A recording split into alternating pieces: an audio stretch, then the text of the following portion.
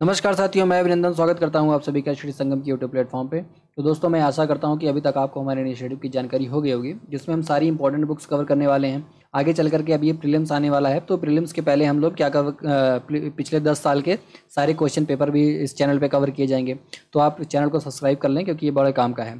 तो आपको जो ये बुक कवर की जा रही है, ये आपको कहाँ हेल्प करेंगी? आपके CSC एग्जाम में, आपके CAPF, CDS और स्टेट PSC एग्जाम्स में आपको बहुत हेल्प करेंगी। तो हम लोग 7th क्लास की ज्योग्राफी पढ़ रहे हैं। इसके पहले 4 लेक्चर्स हमने कंप्लीट कर लिए हैं, 4 चैप्टर्स हमने कंप्लीट कर लिए हैं। अभी हम लोग 7th क्लास ज्योग्राफी का 5th चैप्टर जो कि है वाटर, उसको हम लोग देखेंगे। उसमें क्या कॉम्प्लेक्सिटीज़ हैं, उसको हम सारी चीज़ें देखेंगे। वेव्स क्या होती हैं, करंट क्या होता है, टाइड क्या होता है, वाटर साइकिल क्या होता है, ये सारी चीज़ें हम लोग इस चैप्टर में देखेंगे। तो चलिए शुरू करते हैं दोस्तों इस चैप्टर को, जो कि है 7th क्लास ज्योग्राफी का 5th चैप्टर वाटर। तो सबसे पहले यहाँ पे क्या दिया गया है? सबसे पहले वाटर साइकिल को थोड़ा सा डिस्कस किया गया है। When you think of water, what images come to your mind? जब आप वाटर के बारे में सोचते हो तो क्या इमेजेस आपके दिमाग में आती हैं?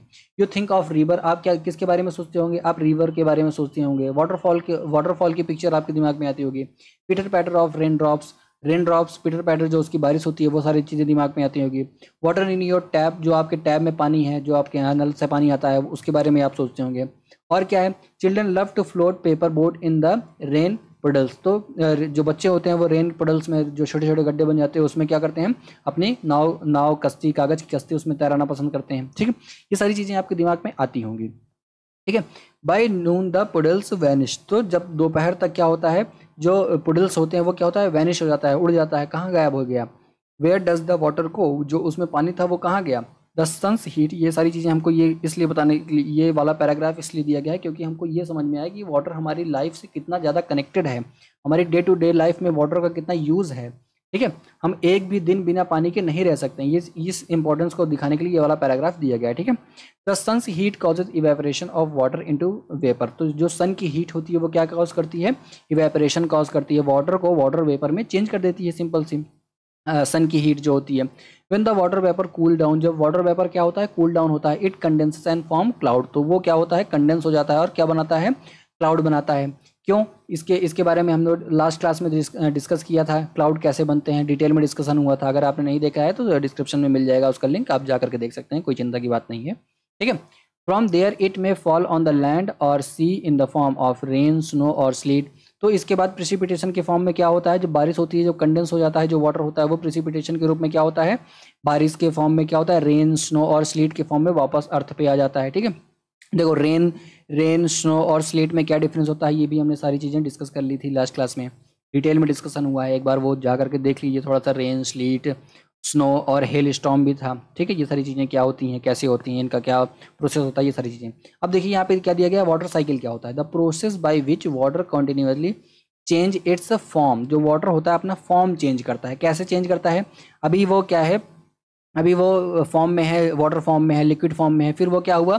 वेपर फॉर्म में चेंज हो गया, गैसियस फॉर्म में चेंज हो गया, फिर वो क्या हुआ? कंडेंस हुआ, कंडेंस फॉर्म में वो क्या हो गया? आइस के फॉर्म में हो जाता है, फिर वहाँ से बारिश होती है, फिर वो वाटर के फॉर्म में चेंज होता है। इसी साइकिल को हम लोग क्या बोलते हैं? वाटर साइकिल बोलते हैं। ठीक है। Oceans, atmosphere and land is known as the water cycle. तो वाटर अभी क्या है? ओशन में है, फिर एटमॉस्फेयर में गया, एटमॉस्फेयर से क्या हुआ? कंडेंसेशन के फॉर्म में फिर से वापस अर्थ सरफेस पे आ गया, या सी में आ गया, सी में बारिश हो गई। ठीक है, तो उसी को हम लोग क्या बोलते हैं? वाटर साइकिल बोलते हैं। ठीक है। Our earth is like a terrarium, तो हमारा अर्थ क्या है? एक टेरेरियम के फॉर्म है। टेरेरियम, ये देखिए यहाँ पे एक बॉक्स दिया गया है, यही है टेरेरियम। इसमें क्या होता है? एक बॉक्स है, इसमें हमने थोड़ा सी मिट्टी डाल रखी है और उसमें थोड़ा सा पानी और कुछ पेड़ पौधे लगा करके कुछ एयर, हमने एयर टाइट इसको पैक कर दिया ऊपर से। ठीक है। अब इसमें क्या होता है? जो इसके अंदर का जो हमने पानी डाला था वो सालों साल एग्जिस्ट करता है। ये अपने आप में पूरा एक इकोसिस्टम, छोटा सा इकोसिस्टम बन जाता है। ठीक है, इसी को हम लोग क्या बोलते हैं? टेरेरियम बोलते हैं। तो अपना अर्थ क्या है? एक बहुत बड़ा टेरेरियम है इसी तरीके का। ठीक है।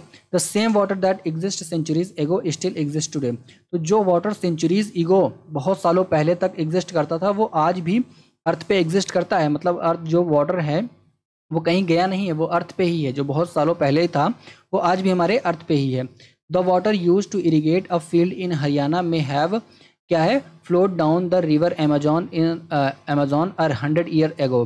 तो ठीक है, देखो क्या हुआ यहाँ पे? एक एग्जांपल दिया गया है कि अगर हरियाणा के फील्ड में, हरियाणा के किसी खेत में अगर एक वाटर का ड्रॉप जो है, एक वाटर ड्रॉप जो है वो कभी इरिगेशन में यूज़ किया गया, तो ऐसा हो सकता है कि सेंचुरीज एगो या बहुत सालों पहले वो कहीं अमेज़न जो साउथ अमेरिका में है वहाँ पे कहीं कहीं फ्लोट कर रहा हो, ठीक है। तो ऐसा हो सकता है क्योंकि वहाँ का पानी वहाँ पे पानी वहाँ कंडेंस हुआ और यहाँ आकर के बारिश हो गया, तो ऐसी पॉसिबिलिटी है, ऐसा ये बता रहा है, ठीक है। The major sources of fresh water are, जो फ्रेश वाटर के सोर्सेज हैं जिनको हम लोग डायरेक्ट अपनी लाइफ में यूज़ कर सकते हैं। फ्रेश वाटर मतलब कि ताज़ा पानी, मतलब जो जिस पानी को हम लोग डायरेक्ट अपनी लाइफ में यूज़ कर सकते हैं, वो कहाँ पे होता है, वो उसके सोर्सेज क्या होते हैं, रिवर्स है, पॉन्ड्स है, स्प्रिंग्स हैं एंड ग्लेशियर्स हैं, ठीक है। इन सारे पानी को हम लोग डायरेक्ट यूज़ कर सकते हैं, अपने यूज़ में ले सकते हैं। लेकिन क्या है, the ocean bodies and sea contains salty water, तो ओशन बॉडीज जो हैं और सीज क्या है, ये क्या होता है, साल्टी वाटर, ये नमकीन पानी लेकर के चलते हैं, इसकी हम लोग शिकंजी बना सकते हैं, पी नहीं सकते हैं, ठीक है। अभी देखो सी और ओशन में क्या डिफरेंस था, हमने लास्ट क्लासेस में डिस्कस किया जा चुका है, डिटेल में डिस्कस किया जा चुका है, इस पे क्वेश्चन भी बनते रहते हैं यूपीएससी मेंस में, देखेंगे आप तो छोटे छोटे क्वेश्चन छोटे छोटे डिस्कशन में आता रहता है, ठीक है। तो ये सारी चीज़ें आपको देख लेना थोड़ा सा इंपॉर्टेंट है। The water of the ocean is salty और saline as it contains large amount of, तो ये वाटर जो होता है, जो ओशन का वाटर होता है, ये सेलाइन होता है। सेलाइन मतलब इसमें नमक होता है, नमकीना होता है। क्या होता है, इसमें large amount of dissolve salt होता है, ठीक है, घुला हुआ नमक होता है, ठीक है। जो ये नमक घुला हुआ नमक होता है, ये क्या होता है, the most of salt is sodium chloride, जो सोडियम क्लोराइड NaCl आप पढ़ते हैं ना, वही वाला है। The common salt that you eat, जो आप अपने डे टू डे लाइफ में यूज ही करते हैं, कॉमन सॉल्ट, ये वही वाला कॉमन सॉल्ट इस सी में क्या होता है, घुला हुआ होता है, जिसको हम लोग डायरेक्ट अपनी लाइफ में यूज नहीं कर सकते हैं, सी वाटर को, ठीक है। अब चलते हैं, देखते हैं डिस्ट्रीब्यूशन ऑफ वाटर बॉडीज, तो ये बड़ा इंपॉर्टेंट चीज़ है, थोड़ा सा ये इसको देख लीजिए। डिस्ट्रीब्यूशन ऑफ वाटर बॉडीज़ क्या होता है, डिस्ट्रीब्यूशन वाटर बॉडीज़ की डिस्ट्रीब्यूशन कैसी है, क्या है कंपोजिशन उसका, कितना है, हमको वाटर क्यों सेव करना चाहिए, ये सारी चीज़ें हमको यहाँ पे समझ में आ जाएगा। हमको ये परसेंटेज के फॉर्म में सारी चीज़ें, टेबल के फॉर्म में सारी चीज़ें समझाई गई हैं, ठीक है। चलिए देखते हैं। We all know that 3/4 of the earth surface is covered by water, देखो यहाँ पे मैंने 3/4 लिख भी रखा है, एक मिनट में पेज नीचे कर लूँ तो दिखेगा आपको। हाँ देखिए ये क्या है, 3/4 वाटर जो है, 3/4 जो अर्थ सरफेस है वो किससे कवर है, 3/4 अर्थ सरफेस जो कवर है वो किससे कवर है, वो कवर है वाटर बॉडीज से। और क्या है, जो 3/4 अगर वाटर बॉडीज से कवर है तो रिमेनिंग पार्ट कितना हुआ, 1/4 पार्ट जो है उस पर लैंड है, उसी लैंड पे हम लोग रहते हैं, ठीक है। हम लोग सी में थोड़ी ना रहते हैं, तो लैंड पे रहते हैं, तो वही सारी चीज़ें बताई गई हैं। If there is more water than land on the earth this earth, अगर यहाँ पे देखिए एक क्वेश्चन यहाँ पे पूछ रही है, क्या है, if the more water than land on this earth, अगर जितना लैंड है इस अर्थ पे उससे ज़्यादा पानी है, उससे 3 गुना ज़्यादा पानी है, 3 टाइम्स ज़्यादा पानी है, तो why do some countries face water scarcity, तो कई सारी कंट्रीज ऐसा क्यों फेस करती हैं, पानी की कमी क्यों महसूस करती हैं। तो आगे फिर नेक्स्ट क्वेश्चन क्या पूछा गया है, is all the water on earth available to us, तो क्या सारा वाटर जो अर्थ पे है वो हमारे लिए अवेलेबल है, जिसको हम डायरेक्ट अपने यूज में ले सकते हैं, है ना। इस क्वेश्चन का आंसर ये टेबल में दिया गया। देखिए the following table gives the distribution of water in percentage, तो ये जो टेबल बनाई गई है ये वाटर का डिस्ट्रीब्यूशन हमको दिखाता है, परसेंटेज फॉर्म में दिखाता है, ठीक है। इसको चलिए देख लेते हैं। देखो ओशन में पानी, ओशन का परसेंटेज कितना है, जो हमारे अर्थ पे टोटल पानी है उसका 97.3% कहाँ पे है, ओशन में है, जो कि है सेलाइन वाटर, जिसको हम लोग डायरेक्ट अपने यूज में नहीं ले सकते हैं। एक बात ध्यान आई। अभी देखो आइस कैप्स का क्या मतलब होता है, जो नॉर्दर्न पोल जो हमने देखा था ना, नॉर्दर्न पोल, सदर्न पोल और हिमालयाज जैसे अलग अलग स्थानों में क्या होता है, आइस कैप के फॉर्म में क्या होता है, जो यहाँ पे फ्रीज पानी है, जो कि वहाँ पे ग्लेशियर्स जो बने हुए हैं, वो पानी जो है वो 2% है। देखो 97.3% तो ये हो गया, 2% ये हो गया, ठीक है। अब जो रिमेनिंग पार्ट है, अभी आपको अगर प्यास लगी तो आप ग्लेशियर में नहीं चले जाते हो ना पानी पीने, कि बाल्टी लेकर के चले गए वहाँ पे भरा है, ग्लेशियर से पानी भर लाए, ऐसा तो नहीं होता है। आप पानी यूज़ कहाँ का करते हो, आप मेनली पानी यूज़ करते हो ग्राउंड वाटर का पानी यूज़ करते हो। कहाँ का यूज़ करते हो, ग्राउंड वाटर का पानी। और उसका देखो परसेंटेज देखो 0.68% आपके घर का जो ग्राउंड वाटर, जो पानी आपके यहाँ से जो आपने मोटर चलाया, टुल्लू चलाया, समरसेबल चला दिया, वो पानी कितना है, सिर्फ 0.68% पानी है, ठीक है। अच्छा नेक्स्ट डाटा देखो, फ्रेश वाटर लेक में, जो फ्रेश वाटर का लेक में जो पानी है वो 0.009% है, इतना कम है। जो फ्रेश वाटर लेक्स हैं कौन कौन सी हैं, डिस्क्रिप्शन में बता देना, इस पे क्वेश्चन पूछे जाते हैं, fresh water lake, salt water lake, ये सारे क्वेश्चन पूछे जाते हैं, ठीक है। आपको लर्न करना पड़ेगा।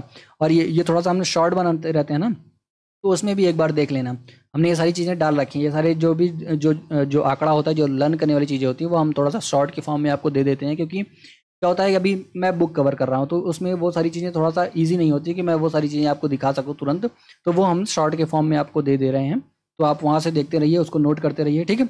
वो सारी चीज़ें आपके एग्जाम में बहुत हेल्पफुल होंगी, ठीक है। तो चलिए आगे देखते हैं। इनलैंड सीज और साल्ट लेक्स, जो कई सारी साल्ट लेक हैं, देखो एक साल्ट लेक कहाँ है, राजस्थान में है, तो उसका नाम मुझे बताना।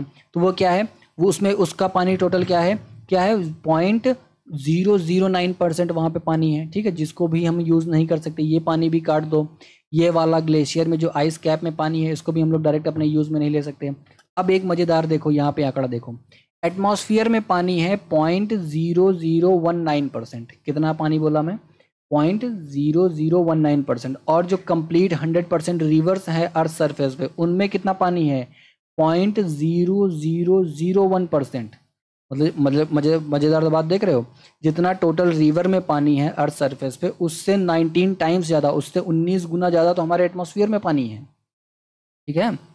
तो ये बात भी एक बड़ी चौंकाने वाली बात है। आंकड़ा कैसा देखो, सारा चीज़ सब सिस्टम हिला देता है ना। वही देखो, अभी देखो सैलिनिटी क्या होती है, यहाँ पे ये थोड़ा सा दिया गया है, सैलिनिटी क्या होते हैं। सिंपल सी बात है, सैलिनिटी को हम लोग अगर 1000 ग्राम ऑफ वाटर में, 1000 ग्राम ऑफ वाटर मतलब 1 लीटर पानी में कितना ग्राम ऑफ नमक घुला हुआ है, कितना ग्राम ऑफ सॉल्ट घुला हुआ है, उसी को हम लोग क्या बोलते हैं, उसकी सैलिनिटी बोलते हैं, ठीक है। जैसे अगर आपके पास 1000 ग्राम मतलब 1 लीटर पानी है, उसमें आपने 10 ग्राम नमक डाल दिया, तो उसकी सैलिनिटी क्या हो गई, 10 पीपीटी हो गई, ठीक है, पीपीपी हो गई, ठीक है। उसके फॉर्म में हम लोग मेजर करते हैं। तो वही क्या होता है, एवरेज ओशन की क्या होती है, सैलिनिटी कितनी होती है, 35 पार्ट्स पर थाउजेंड, तो पीपीटी होती है, ठीक है, पार्ट्स पर 1000, ठीक है। इसको हम पीपीटी के फॉर्म में लर्न करते हैं, ठीक है, वही पीपीटी जो पीपीटी बनाई जाती है, ठीक है। अभी देखिए डेड सी का एक एग्जांपल दिया गया। डेड सी का कितना है सैलिनिटी, 340 ग्राम पर लीटर ऑफ वाटर, मतलब 1 ग्राम में 340 ग्राम क्या घुला हुआ है, सॉल्ट घुला हुआ। तो यहाँ पे क्या होता है, स्विमर्स जो होते हैं वो फ्लोट करते हैं, यहाँ पे वो डूबते नहीं है, क्योंकि उसका क्या होता है, वो डेंस हो जाता है। देखो ये एग्जांपल, ये आप प्रैक्टिकल अपने घर में कर सकते हो। जैसे सिंपल सा एक ग्लास लेना, उस ग्लास में क्या करना, सिंपल सा एक ग्लास लेना, उस ग्लास में पानी भर लेना, ठीक है। पानी भरने के बाद एक आलू इसमें डुबोना, ठीक है, एक पोटैटो इसमें डालना। अभी वो क्या हो जाएगा, इसमें डूब जाएगा। फिर इसमें 2-3 चम्मच नमक डाल देना इसी ग्लास वाले पानी में, ठीक है, 2-3 चम्मच नमक डाल देना। अब उसके बाद वही पोटैटो इसमें डालना, देखना वो फ्लोट करेगा, क्योंकि इसकी वाटर की क्या हो गई, डेंसिटी बढ़ गई है। सिंपल सा फॉर्मूला है, ठीक है। तो सैलिनिटी जब यहाँ पे 340 ग्राम पानी क्या है, नमक है 1000 ग्राम वाटर में, तो इसकी सैलिनिटी बहुत ज़्यादा है, इसलिए डेड सी है, यहाँ पे कोई डूबता नहीं है, तैरते रहते हैं लोग, ठीक है। तो ये बात भी हो गई। वाटर डिस्ट्रीब्यूशन कैन बी, देखो यहाँ पे ये एक्टिविटी दी गई है, इसको जरूर पढ़ लेना, ये बहुत इंपॉर्टेंट चीज़ है, ठीक है। ये एक्टिविटी पढ़ लेना, क्योंकि इससे आपको ये समझ में आ जाएगा कितना जरूरी है पानी को सेव करना हमारे लिए, ठीक है। अभी देखो यहाँ पे नीचे थोड़ा सा दिया गया है, इसको भी देख लेते हैं। There what alone can quench the thirst, देखो पानी के अलावा ऐसी क्या चीज़ होती है जो आपके थ्रस्ट को बुझा सकती है। कोई ऐसी चीज़ नहीं होती जिसको आप पानी की जगह पे यूज़ कर सकें। Not don't you think we are wasting a precious resource when we use water carelessly. तो जो अभी आपको ये समझ में आ गया कि जब हम लोग वाटर को केयरलेसली यूज़ करते हैं तो हम लोग एक प्रीशियस रिसोर्स को ख़त्म कर रहे हैं। क्यों? क्योंकि हमारे यहाँ घरों में बेसिकली जो पानी आता है वो किससे आता है, ग्राउंड वाटर होता है, और वो 68.68% ही है टोटल, ठीक है। तो सोचो कितना कम पानी है ना। तो ये भी एक इम्पॉर्टेंट चीज़ था, इसको आप समझ गए, आप ये समझ गए होंगे कि कैसे होता है, कैसे हमको क्या होता है पानी कैसे सेव करना चाहिए, ठीक है। अब ओशन सर्कुलेशन के बारे में देख लेते हैं। ओशन सर्कुलेशन ये भी बहुत इंपॉर्टेंट है, यहाँ से क्वेश्चन बनते रहते हैं एकदम, मैं बताता चलूँगा कहाँ कहाँ से क्वेश्चन बनता रहता है, ठीक है। चलिए इसको देखते हैं, डिस्कस करते हैं। देयर इज़, देखिए ये थोड़ा सा मैजिकल दिया, यहाँ पे बात बताई गई है। There is something magical about walking bare feet on the sea shore. तो मतलब नंगे पाँव सी शोर में घूमना कितना अच्छा होता है। क्या होता है, wet sand on the beach, the cool breeze, the sea birds and smell of the salt in the air and music of the waves. ये सारी चीज़ें कितनी अच्छी लगती हैं। मतलब आप बीच पे टहल रहे हैं, ठीक है, सैंड जो गीली गीली सैंड है, ठीक है, सी ब्रीज जो हवाएं चल रही हैं, सी ब्रीज चल रही है, और सी बर्ड्स की जो आवाज़ें आ रही हैं, सी की जो आवाज़ें आ रही है, सॉल्ट का स्मेल जो हवाओं में फैला हुआ है, कितना अच्छा, कितना सूदिंग एनवायरनमेंट है, ठीक है। एवरीथिंग इज सो फैसिनेटिंग, कितना अच्छा सारी चीज़ें लग रही हैं। Unlike the calm weather of ponds and lakes. देखो जो वेदर होता है, जो पॉन्ड्स और लेक्स का होती हैं, उसका पानी क्या होता है, स्थिर होता है, एकदम शांत टाइप का होता है, या थोड़ी थोड़ी लहरें आती रहती हैं, बस वैसे ही, बाकी अमूमन शांत रहता है। लेकिन सी क्या है, उसमें हमेशा पानी ऊपर नीचे हमेशा लहरें आती रहती हैं। ओशन वाटर कीप कॉन्टिन्यूसली, तो ओशन वाटर क्या होता है, मूव होता रहता है, moving continuously. It is never still, ये क्या होता है, कभी शांत नहीं होता है, ठीक है। There are movements that occur in oceans can be broadly categorized as wave, tides and currents. देखो जो ओशन का सर्कुलेशन होता है, ओशन का मूवमेंट होता है, इसको हम लोग किस फॉर्म में डिवाइड कर सकते हैं, वेव के फॉर्म में, टाइड्स के फॉर्म में और करंट के फॉर्म में डिवाइड कर सकते हैं, ठीक है। अभी यहाँ पे देखो, ये 22 मार्च दिया गया है, celebration of world water day. ये थोड़ा सा याद रखना, अगर आप एफकेट टाइप के एग्जाम का देने जा रहे हैं पेपर ना, तो उसमें ये वाले क्वेश्चन डेज से क्वेश्चन आते रहते हैं। एनडीए में, सीडीएस में ऐसे मैच कराने वाले क्वेश्चन पूछे जा सकते हैं, तो ये भी आपको थोड़ा सा याद कर लेना है, ठीक है। तो टाइड, वेव और करंट्स को एक एक करके हम लोग इन सारी चीज़ों को देख लेते हैं। वेव्स क्या होता है, टाइड क्या होता है और करंट्स क्या होता है, ठीक है। सबसे पहले वेव दिया गया है, तो वेव क्या होता है, देखिए यहाँ पे थोड़ा सा ये बताया गया है, फन वाली बात बताई गई है। When you are playing throw ball on the beach and the ball falls in the water, जब आप प्ले बॉल, ये थ्रो बॉल खेलते रहते हैं, तो आपने बॉल को कहाँ फेंक दिया, पानी में फोल दिया। व्हाट हैपेंड, क्या होता है तब आपके साथ। It is fun to watch how the ball get washed back to the shore by the waves. तो ये थोड़ा सा मज़ेदार है कि आप देखेंगे वेव जो आई, लहरें आई, और आपका बॉल जो हो गया वो शोर पे, किनारे पे आ गया। कैसे आ गया, the water on the surface of the ocean rise and falls alternately, they are called waves. इन्हीं को हम लोग क्या बोलते हैं, वेव्स बोलते हैं। देखो ओशन का पानी ऐसे उठा और ऐसे आया, ऐसे ऐसे उठा, और ये सारी चीज़ें क्या हो गई, वेव हो गई, ठीक है। अभी आपने यहाँ बॉल फेंक दिया, आपकी बॉल यहाँ आ गई, ये बॉल क्या हो गई, ओशन ने इसको ढकेल करके किनारे, शोर पे किनारे कर दिया, ठीक है। ये बातें हो गई। देखो वेव कैसे फॉर्म होती है, यहाँ पे देखो दिया गया है, waves are form when wind, क्या है, winds spread across the ocean. देखो जब ये ओशन है, ओशन एकदम लार्ज वाटर बॉडी है, जब इसके ऊपर हवाएं चल रही हैं, ये रेड कलर से जो अभी मैं मार्क कर रहा हूँ, ये हवाएं चल रही हैं, ठीक है, ये हवाएं चल रही हैं। अब ये हवाएं इस पानी को क्या करेंगे, ड्रैग करेंगी इधर, तो ये क्या होगा, पानी अपनी जगह से हिलेगा। तो ये ऐसे धीरे हुआ, फिर और तेज हुआ, फिर और तेज हुआ, जितनी तेज हवाएं चलेंगी उतना तेज इसका पानी का लहरें आने लगेंगी, ठीक है। जितनी तेज हवाएं चलेंगी उतनी तेज लहरें आने लगेंगी, इसी को हम लोग क्या बोलते हैं, वेव्स बोलते हैं। और जो स्लो हवाएं चलेंगी, धीरे धीरे हवाएं चलेंगी, तो क्या होगा, वाटर जो होगा वो धीरे धीरे ड्रिफ्ट होगा, ठीक है। ये सिंपल सी बात हो गई। ड्यूरिंग द स्टॉर्म, जो जब स्टॉर्म आता है तो क्या होता है, देख लेते हैं थोड़ा सा। Wind blowing at high speed, तो जब स्टॉर्म आता है तो क्या होती है, विंड क्या होती है, हाई स्पीड पे ब्लो होती है, ठीक है। वो क्या कॉज करती हैं, दे कॉज ट्रेमेंडियस डिस्ट्रक्शन, वो बहुत सारा डिस्ट्रक्शन कॉज करती हैं। An earthquake, a volcanic eruption, ये अर्थक्वेक कैसे आता है, वॉल्केनिक इरप्शन, ये सारी चीज़ें हमने लास्ट क्लासेस में देख चुके हैं, ठीक है। तो वहाँ जा करके आप ये सारी चीज़ें थोड़ा सा देख लेना, क्योंकि आप यूपीएससी का सिलेबस उठा करके देखो मेंस का, ये सारे वर्ड एकदम एग्जैक्ट, अर्थक्वेक, वॉल्केनिक इरप्शन, ये सारी चीज़ें, लैंडस्लाइड, ये सारी चीज़ें वहाँ पे दी गई हैं, ठीक है। तो ये सारी चीज़ें बहुत इंपॉर्टेंट है, एक बार प्रीवियस जो क्लासेस हैं उसको देख लेना, उसका आपको लिंक डिस्क्रिप्शन में मिल जाएगा, चिंता करने की कोई बात नहीं, लेकिन ये सारी चीज़ें इंपॉर्टेंट है, मैं ये बोल रहा हूँ, ठीक है। Landslides can shift large amount of ocean water, तो लैंडस्लाइड क्या करते हैं, बहुत सारा ओशन वाटर एक जगह से, देखो ये है क्या है, ओशन का बेस है, यहाँ पे ये पानी भरा हुआ, मैं चेंज कर लेता हूँ कलर, ये क्या हो गया, ये पानी है, ग्रीन कलर का पानी हो गया। अभी देखो लैंडस्लाइड हुआ, मतलब अगर ओशन के अंदर क्या हुआ, लैंडस्लाइड हो गया, या कोई यहाँ पे भूकंप आ गया, अगर छोटा सा यहाँ पे क्या आ गया, अर्थक्वेक आ गया, तो ये क्या करेगा, बहुत सारा वाटर क्या हो गया, एक जगह से दूसरी जगह हिला देगा, ठीक है। इसकी वजह से क्या होती है, लहरें आती हैं, और ये लहरें बढ़ती बढ़ती जब शोर पे आती हैं तो और ज़्यादा बढ़ जाती हैं और डिस्ट्रैक्शन बहुत ज़्यादा करती हैं, ठीक है। इसी को हम लोग क्या बोलते हैं, सुनामी बोलते हैं। इनकी हाइट कितनी हो जाती है, 15 मीटर तक हो जाती है इनकी सुनामी, ठीक है। और जो हाईएस्ट मेजर वेव्स क्या की गई, मेजर की गई हैं वेव्स, उनकी हाइट कितनी थी, 150 मीटर हाइट थी, ठीक है। These waves travel at a speed of more than 700 kilometre per hour, 700 kilometre per hour की स्पीड से ये वेव्स आई, और 2017 में सुनामी, और ये कॉज की अंडमान निकोबार, आइसलैंड और बहुत सारे आसपास के इलाकों में बहुत सारा डिस्ट्रक्शन कॉज की, ठीक है। तो ये सारी चीज़ें हो गई। अभी देख लीजिए यहाँ सुनामी के बारे में थोड़ा सा दिया है। सुनामी क्या है, tsunami is a Japanese word, tsunami क्या है, जैपनीज वर्ड है, विच मीन्स हार्बर वेव, जिसका क्या होता मतलब होता है, harbour wave, as the harbour gets destructed whenever there is tsunami. तो जब सुनामी आती है तो हार्बर वेव क्या होती है, डिस्ट्रक्ट हो जाती है, पूरा एकदम तहस नहस हो जाता है, तो इसी को हम लोग क्या बोलते हैं, हार्बर वेव बोल देते हैं, ठीक है। यहाँ तक मैं आशा करता हूँ कि आपको समझ में आ गया होगा। ये थोड़ा सा सुनामी की एक केस स्टडी दी गई है, इसको थोड़ा सा पढ़ लेना। 2004 की सुनामी, या तो आप अपने माता पिताजी से पूछ लीजिएगा, उसके बारे में कुछ कहानी जरूर बता देंगे वो, ठीक है। तो मेरे पास भी एक इंटरेस्टिंग कहानी है सुनामी की, ठीक है। तो मैं किसी दिन अगर मौका लगेगा तो मैं सुनाऊंगा आपको, ठीक है। अभी देखते हैं टाइड क्या है। टाइड्स क्या होता है, जैसे वेव्स क्या हैं, लगातार ऐसे धीरे धीरे आ रही हैं, ठीक है। टाइड क्या है, rhythmic rise and fall ocean water. देखो राइज एंड फॉल क्या होता है, जैसे यहाँ पे ये ओशन का वाटर है, सिंपल सा, इसमें वेव वगैरह का नहीं आएंगी। इसमें क्या होगा, ये वाटर का लेवल क्या होगा, ऐसे बढ़ जाएगा, फिर ऐसे बढ़ जाएगा, फिर और धीरे से बढ़ जाएगा और इतना बढ़ जाएगा। ये क्या होगा, रिदमिक, फिर ऐसे बढ़ के जब अपना मैक्सिमम हो जाएगा तो इसको हम लोग क्या बोलेंगे, हाई टाइड बोलेंगे। फिर ये बढ़ जाएगा एक टाइम के बाद, फिर धीरे धीरे ऐसे कम होता जाएगा, ऐसे धीरे धीरे यहाँ पे है, अभी इस लेवल पे आ गया, फिर इस लेवल पे, फिर इस लेवल पे, फिर इस लेवल पे, और एकदम अपने लोवेस्ट फॉर्म में आ जाएगा। फिर इसको हम लोग क्या बोलेंगे, ये हो जाएगा अपना लो टाइड हो जाएगा, ठीक है।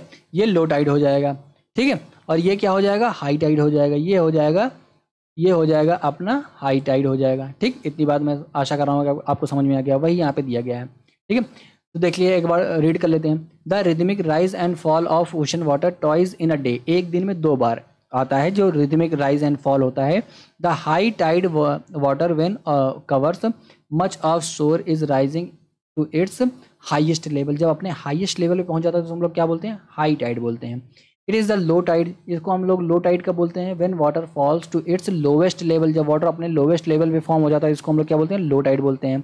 And recedes from the shore, और ये अपने शोर, जो देखो शोर जो किनारा होता है उससे रिसीड कर जाता है, उससे पीछे हो जाता है, ठीक है। जब हाई टाइड आया तो अपने शोर से आगे आ गया, देखो पानी यहाँ तक आ गया, टोटल यहाँ इसका किनारा यहीं तक था, लेकिन ये पानी यहाँ तक आ गया, ठीक है। लेकिन जब लो टाइड आया तो अपने किनारे से भी पीछे चला गया, तो इसको हम लोग क्या बोल दिए, लो टाइड बोलेंगे। अभी देखो लो टाइड में थोड़ा सा कॉम्प्लेक्सिटी है, इससे क्वेश्चन बहुत सारे पूछे जाते हैं, थोड़ा सा ये सारी चीज़ें देख लेते हैं। नीप टाइड क्या होता है ना, और क्या होता है स्प्रिंग टाइड क्या होता है, ये सारी चीज़ें हम लोग यहाँ पे देख लेते हैं। थोड़ा सा ये वाला पैराग्राफ बहुत इंपॉर्टेंट है, इससे क्वेश्चन बहुत सारे बनते हैं, ठीक है। और थोड़ा सा आगे चल करके थोड़ा सा इसकी कॉम्प्लेक्सिटी और बढ़ जाएगी। तो अभी हम लोग अगर अपना बेस स्ट्रॉन्ग किए रहेंगे तो आगे चल करके जब हम लोग 11th 12th की ज्योग्राफी करने लगेंगे तो उसमें थोड़ा सा हम लोग को ईजी हो जाएगा, ठीक है। द स्ट्रॉन्ग जियोग्राफिकल पुल, देखो the strong gravitational pull, sorry, तो the strong gravitational pull exerted by the sun and the moon on the earth surface causes the tides. तो जो टाइड आती हैं वो क्या होती हैं, सन और मून के ग्रेविटेशनल पुल की वजह से आती हैं। देखो यहाँ पे लिखा गया ना, the strong gravitational pull exerted by the sun and the moon on the earth surface causes the tides. The water of the earth closer to the moon gets pulled under the influence of moon's gravitational force and causes high tide। देखो जो water, देखो यहाँ पे मैं example इसको समझा रहा हूँ, जैसे ये अर्थ है, ठीक है। अभी अर्थ के चारों तरफ क्या दिया गया है, ये जो लाइट ब्लू कलर में दिया गया ना, ये पानी है। अभी जो पानी हो गया सन, जो पानी, जो ये वाला पानी इतनी दूर का जो वाटर है, ये मून के पास में है। मून के पास में है तो क्या हुआ, ये इसकी ग्रेविटेशनल, मून इस पर क्या करेगा, एक ग्रेविटेशनल पुल डालेगा, ग्रेविटेशनल पुल इसके ऊपर लगेगा। जब ये ग्रेविटेशनल पुल लगेगा तो ये मून की तरफ क्या हो जाएगा, बल्ज हो जाएगा, उठ जाएगा, ठीक है। इसी को हम लोग क्या बोलते हैं, हाई टाइड बोलेंगे। अभी यहाँ पे देखो, यहाँ तो मून है नहीं, तो यहाँ पे क्या होगा, ये क्या हो जाएगा, दब जाएगा पानी, तो इसको हम लोग क्या बोलेंगे, इसको हम लोग बोलेंगे लो टाइड बोलेंगे। तो हाई टाइड और लो टाइड का मैं उम्मीद कर रहा हूँ समझ में आ गया। अभी और भी चीज़ें आकर चल करके देखते हैं, ठीक है। ड्यूरिंग द फुल मून, अभी ये वाला कॉन्सेप्ट थोड़ा सा ध्यान देना। During the full moon and new moon day, जब फुल मून डे और न्यू मून डे होता है, क्या होता है, the sun, the moon and the earth are in the same line. तो अर्थ, मून, सन, ये क्या हो जाता है, सेम लाइन में हो जाता है। देखो जब क्या हुआ, न्यू मून डे हो गया, ठीक है, या न्यू मून डे हो गया, या क्या हो गया, during the full moon day, तो ये क्या हो गया, सन, ये देखो सन, मून और अर्थ तीनों एक लाइन में आ गए। और यहाँ पे देखो, यहाँ पे क्या हुआ, सन, अर्थ और मून तीनों एक लाइन में आ गए। तब क्या होता है, these tides are called spring tides, क्योंकि यहाँ पे टाइड क्या आती हैं, आर हाईएस्ट। टाइड्स क्या होती हैं, हाईएस्ट होती हैं। टाइड्स ये देखिए यहाँ पे हाईएस्ट आती हैं, मतलब जो टाइड की हाइट होती है वो हाईएस्ट होती है। देखो मैं बता रहा हूँ एग्जाम्पल, देखो अभी देखो नीप टाइड को एग्जाम्पल अभी देखते हैं, ठीक है। देखो अर्थ है ये, इस पे ग्रेविटेशनल पुल लग रहा है, इस तरफ से भी और इस तरफ से भी लग रहा है। तो इसकी ग्रेविटेशनल पुल क्या हो जा रहा है, थोड़ा सा डिवाइड हो जा रहा है दोनों के बीच में। तो क्या हुआ, इसमें हाई टाइड तो आएगा लेकिन वो लेवल उतना नहीं जाएगा, यहीं तक कहीं आएगा, ठीक है। और इस तरफ भी जो हाई टाइड आएगा वो भी कहीं इसी लेवल तक आएगा, बहुत ज़्यादा नहीं आएगा। लेकिन जब ये बात हुई, अब यहाँ पे इस वाली सिचुएशन में आते हैं, स्प्रिंग टाइड में देखते हैं क्या हुआ। अर्थ है, अर्थ का ये वाटर हो गया। अब इस पे एक ही साइड में मून फोर्स लगा रहा है और उसी साइड में सन भी फोर्स लगा रहा है, दोनों की पावर एक साथ हो गई। तो यहाँ पे क्या होगा, वाटर का जो लेवल होगा वो सबसे ज़्यादा होगा, इसी को हम लोग क्या बोलते हैं, हाईएस्ट टाइड होता है। अभी देखो फिर यहाँ पे सेम पोजीशन, जब एक लाइन में एक सीध में आ गए, ठीक है। फिर क्या हुआ, अभी इधर देखो, इस तरफ जो अर्थ के में जो पानी था उसको सिर्फ सन ने अट्रैक्ट किया, तो ये क्या हुआ, इस तरफ एक बल्ज बना, और इस तरफ अपोजिट साइड में उसके क्या हुआ, मून ने इसको एक बल्ज बनाया।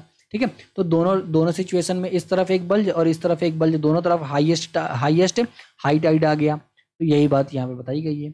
इसी को हम लोग क्या बोलते हैं, these tides are called spring tide. तो इसीलिए हम लोग इसको क्या बोलते हैं, ये स्प्रिंग टाइड हो गया जब ये तीनों चीज़ें सन, मून और अर्थ एक साथ एक लाइन में होते हैं, न्यू मून डे और किसमें, फुल मून डे के दिन। तो इसको हम लोग क्या बोलते हैं, हाईएस्ट टाइड या स्प्रिंग टाइड बोलते हैं। ठीक है, अभी देखो थोड़ा सा एक और चीज़ है यहाँ पे, इस बात को भी समझ लेते हैं। When the moon is in its first and last quarter, ध्यान से सुनना, when the moon is in its first and last quarter the ocean waters get drawn in, क्या है लिखा गया है, diagonally opposite direction by the gravitational pull of sun and moon resulting in low tides, these are called neap tides. इनको हम लोग क्या बोलते हैं, नीप टाइड बोलते हैं। देखो पहली बात तो क्वार्टर का मतलब आपको पता होना चाहिए। देखो क्वार्टर क्या हो गया, ये हो गया एक पूरा महीना, इसको हम लोग 4 पार्ट में डिवाइड कर दिए। ये एक क्वार्टर, ये सेकंड क्वार्टर, ये थर्ड क्वार्टर और ये फोर्थ क्वार्टर।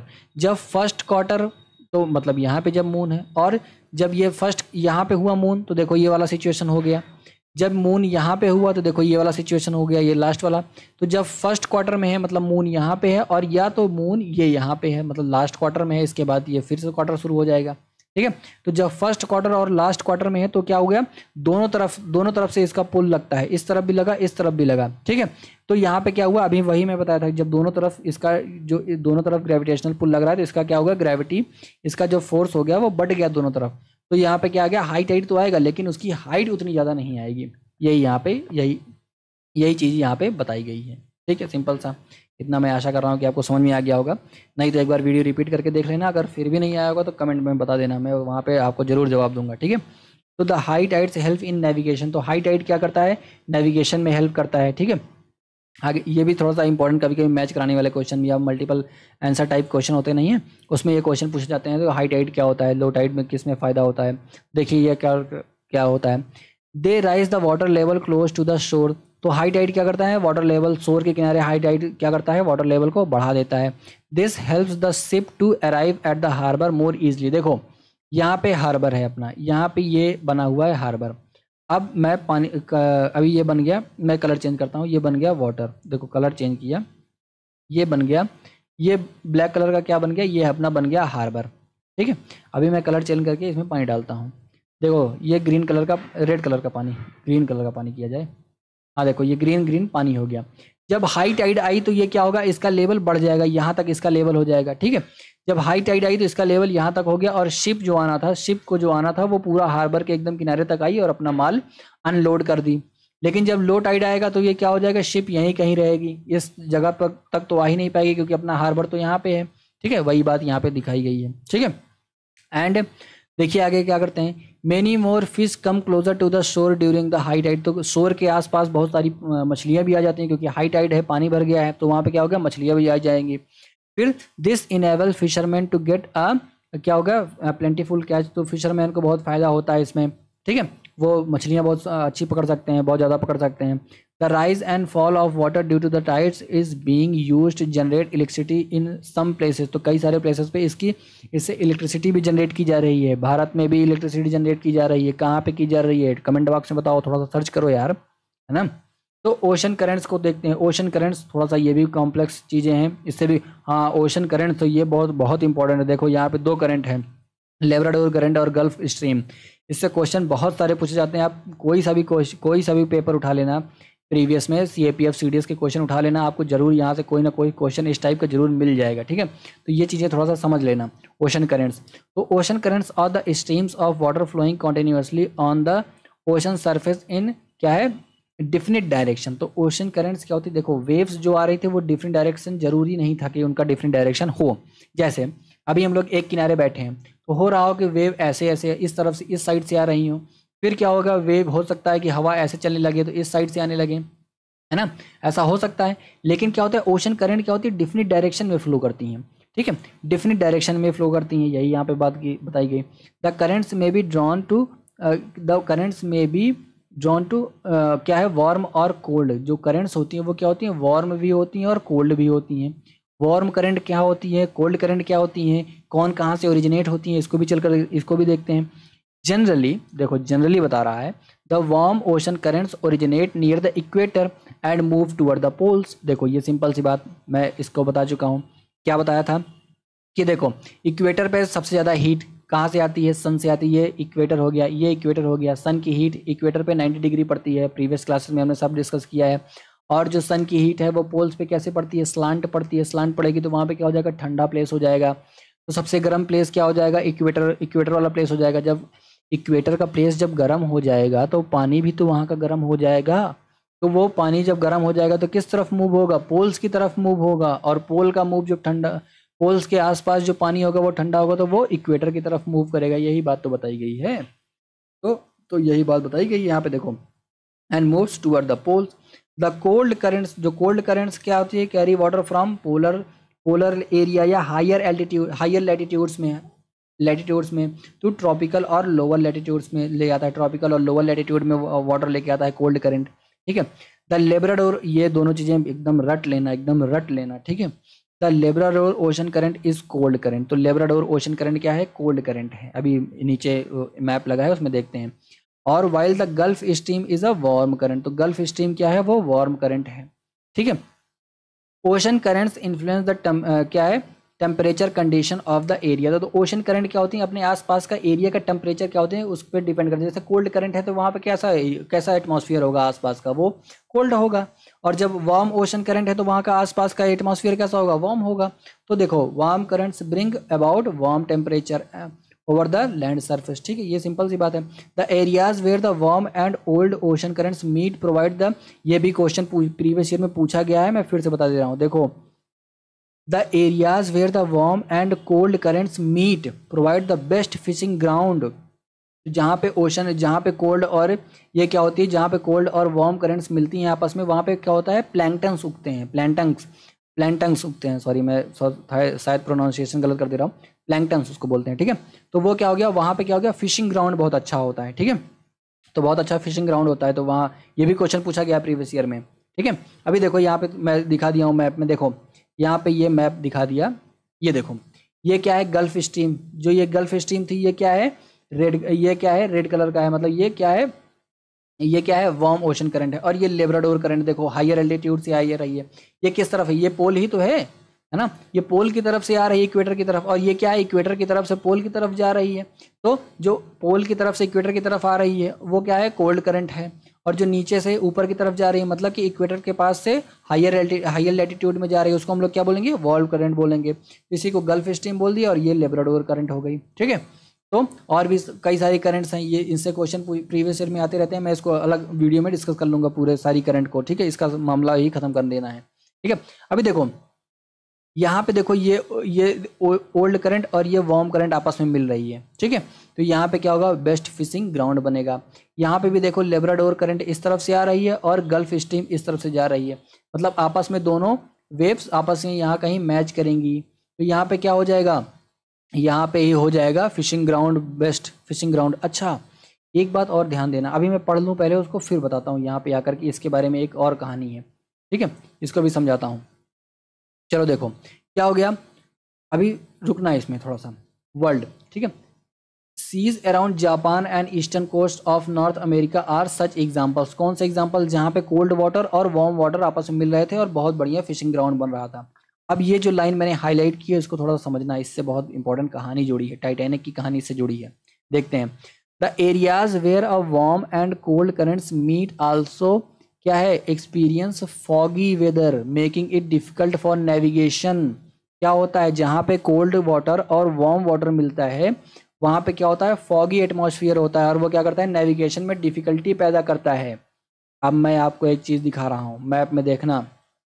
ठीक है, अभी देखो यहाँ पे देखो, ये क्या है, ये कोल्ड करंट आ रही है, ये वार्म करंट जा रही है। ठीक है, ये आपस में दोनों मिल रहे हैं। जब ये आपस में दोनों मिले तो यहाँ पे क्या हुआ, फॉगी सीजन हो गया, आपस में नेविगेशन के लिए बहुत दिक्कत होने लगी। ठीक है, अब एक बात मुझे बताओ, जो टाइटैनिक शिप था वो कहाँ से चला था, यहीं से तो चला था, इंग्लैंड से चला था, उसको अमेरिका ही तो जाना था और इसी रीजन से तो होकर के जा रहा है। और इसी रीजन में तो फॉग बना हुआ है, तो इसी रीजन में तो वो बर्फ से टकरा गया और इसी रीजन में डूब भी गया। समझ में आया बाबूजी? यही है, तो ये है ज्योग्राफी। ठीक है, चलिए दोस्तों आज के लिए इतना ही, थैंक यू। तो जाते जाते लाइक शेयर सब्सक्राइब करके जाना, और बहुत सारी चीज़ें हमने प्लान कर रखी हैं आपके पेपर के लिए, तो आपका सपोर्ट मिलता रहेगा, तो मैं आशा करता हूँ कि मिलता ही रहेगा। ठीक है, आज के लिए इतना ही, थैंक यू, जय हिंद।